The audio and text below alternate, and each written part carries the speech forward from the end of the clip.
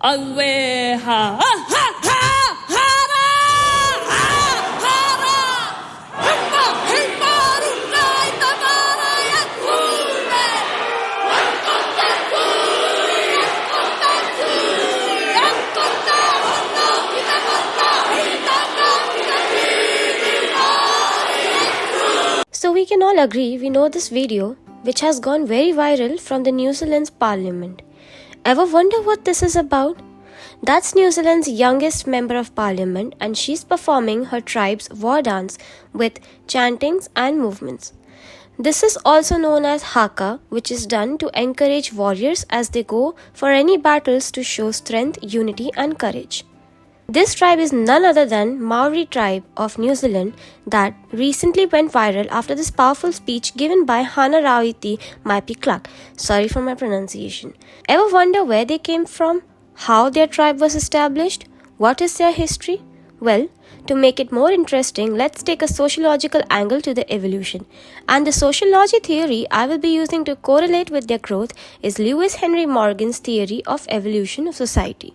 To begin with the basics, Evolution of Society by Morgan talks about how human societies develop over time and follow 3 stages of evolution. The main theme of Morgan's theory is progress. Progress in this context is described by the inventions in different periods, with one invention advancing the others. For example, pottery after fire, farming after hunting, technologies after traditional methods, and etc. Morgan kept technological advancements as the main criteria to portray the progress to avoid complications. Now that we are aware of the basics in the theory, let's begin with the Maori tribe and their history. The famous Maori tribe that we know today have originated from the Polynesia, hailing from the Southeast Asia 3000 years ago or more. By the end of the 13th century, they arrived at the unpopulated New Zealand through canoes. Polynesians were known to be the world's greatest voyagers, navigators, and mariners. Through the use of these canoes and their voyaging skills, we can conclude that this group of people that was coming from the Polynesian group had already reached their civilization stage in Polynesia, or might I as well say in Hawaii, the mythological place from where the Maori are said to have sailed from to reach New Zealand. Maori are the first people to reach New Zealand, and from here is where their savagery and barbarian stage began. You must be wondering if the Maori, which hailed from Polynesia, had already reached their civilization stage before coming to New Zealand. How can they drop down to 2 levels of social evolution and be savages again? It's simple. One has to start their lives from scratch when they move to a completely different geographical locations with no known raw material, tools, soils for the crops, and etc. This leaves them scope to start afresh, and that is exactly how a new culture is given birth to altogether. And this opportunity to start fresh gave birth to the Maori tribe. The savage period with respect to the Maori is characterized by applying certain parts or ways of their life from Polynesia in New Zealand, but for the remaining fewer parts, live like savages or similar to savages. Those certain elements of savagery applied in the ways of how early Maori lived according to the Henry Morgan's description of the stage are moa hunting and hand-to-hand combat due to no invention of weapon yet. They hunted moa, a native flightless bird which contributed for their high protein diet among many other larger birds and animals. This resulted in a huge population growth. These early settlements were often at harbors or the mouth of rivers which were close to the sea, with good access to fishing and shellfish grounds. There was extensive hunting of seals and the large flightless bird. They would use tools made of bones and wood for hunting fishes and birds. They shaped fish hooks using these. Before the Europeans came to New Zealand, the Maori were the only people on the islands. The pre-European Maori were warriors, and it was common to find conflict between tribes. Projectile weapons such as spears or arrows were almost never used. Instead, the Maori were involved in hand-to-hand combat or used mere as a weapon. Polynesian warfare was heavily influenced by the concept of mana. Mana is getting honor in warfare through courage and risks. Shooting your enemy from afar with a bow isn't very courageous or risky. They would rather use mere as a one-hand weapon, but the violence was usually episodic.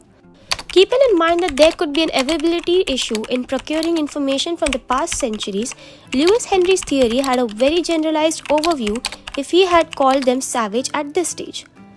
Hand-to-hand conflicts and wars amongst tribes contributed to savagery, but the mere presence of living near rivers and seas was indicating of domestication of certain plants and use of animals, which was teething into barbarism far before the estimated timeline given by Lewis's theory. Just like how Lewis highlights it majorly in the barbarian stage, Maori developed horticulture. They succeeded in establishing several plants, especially the kumara, which is in their language sweet potato. They also turned inland and over several generations encountered the great forests. Before Europeans' arrival in New Zealand, carbohydrates were hard to find. Maori placed great value on the kumara, a sweet potato they had brought from Polynesia. For their clothing needs, they found a new plant genus, Phormium, that provided leaf stripes that could be used for plaiting and dress fibers for indigenous style of weaving. Maori even ran small enterprises before Europeans arrived in New Zealand. They had well-established bartering system and regular trading patterns. In pre-European times, Maori land was communally owned, based on traditional Maori custom. Traditional Maori society did not have a concept of absolute ownership of land. Now if you notice, I keep mentioning the words pre-European a lot. That is because barbarian stage in the social evolution of the Maori gets severely complicated as well as confusing with the existence of Europeans in the stage. What makes the process even more complicated to understand is that the Europeans entered the stage not at the beginning but in the middle as the Maori was transforming from barbarian to civilization stage. Barbarism was heavily influenced by the Europeans and colonization, which is a leading factor to how the Maori lives today in the civilized world. Polygamy existed in traditional Maori society to a limited extent, mostly practiced by rangatira, which is tribal chiefs. When New Zealand was annexed into the British Empire in 1840s, British law took effect that prohibited polygamous marriage. When Captain Cook reached the shores of New Zealand, he and his companions made known the use of metals and the metal tool to the Maori people. The biggest highlight in Henry Morgan's theory of evolution is the transition of land ownership from communal to individual. This was a huge change in Maori's culture, which lives by the morals of communal ownership. As the Europeans started to colonize New Zealand, they introduced the Treaty of Waitangi, under which in Article 2 it was said that the Maori couldn't sell land to anyone except the Crown. In Lewis Henry Morgan's framework of cultural evolution, the civilization stage represents the pinnacle of societal development, characterized by advanced technology, complex political structures, divisions of labor, and written language. When considering the Maori tribe of New Zealand within this context, we can draw some connections while also recognizing significant differences. The Maori people developed sophisticated tools and technology suited to their environment. They were skilled craftsmen known for their intricate wood carvings, weaving, and navigation techniques.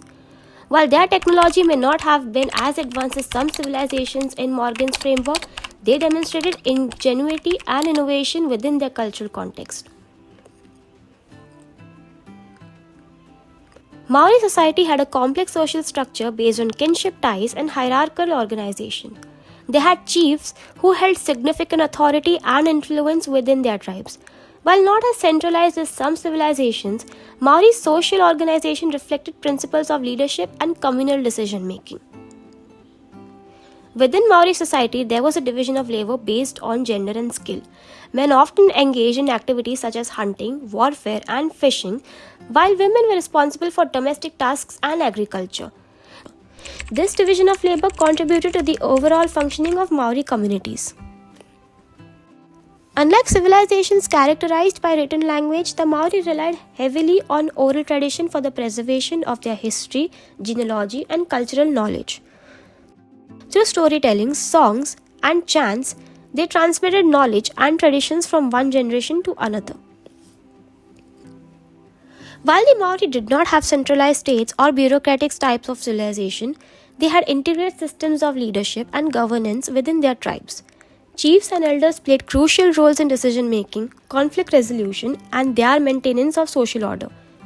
In relating the Maori tribe to Lewis Henry Morgan's theory of civilization stage, it's essential to acknowledge that their society may not fit neatly into the traditional notion of civilization that we know today.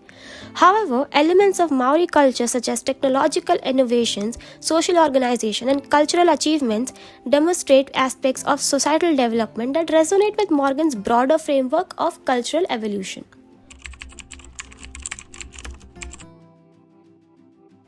Now in conclusion, I would like to end the video with a few sets of opinions I have regarding how much this theory is actually applicable on the evolution of Maori society. Lewis Henry Morgan's theory of evolution of society was a bit too simplistic and generalized. His theory was inspired from Darwin's theory of evolution, which can be the reason why for such occurrence. Unlike Darwin's theory on humankind, society is complex. Evolution of human society is a complex process due to involvement of so many different cultures, traditions, languages, personalities, and etc., which keeps on changing depending from time to time. To fit the process into 3 stages, hoping for it to follow each and every criteria in the given chronological manner wouldn't be necessarily true in the end. This theory is indeed accurate in many places when we relate it to the evolution of Maori society. Maori culture can be correlated to the barbarism stage for most of the parts in Morgan's theory, but at the same time we can see confusions in transitioning from savagery to barbarism. For most parts, Maori didn't even fit all the criteria Morgan had laid down for savagery stage. It can be hence concluded from here that this theory by Henry Morgan is most suitable for broader human society and not much for subcultures born out of the broader society. In this case, that being birth of Maori society from Polynesia society, while Polynesia society being the broader culture. Thank you.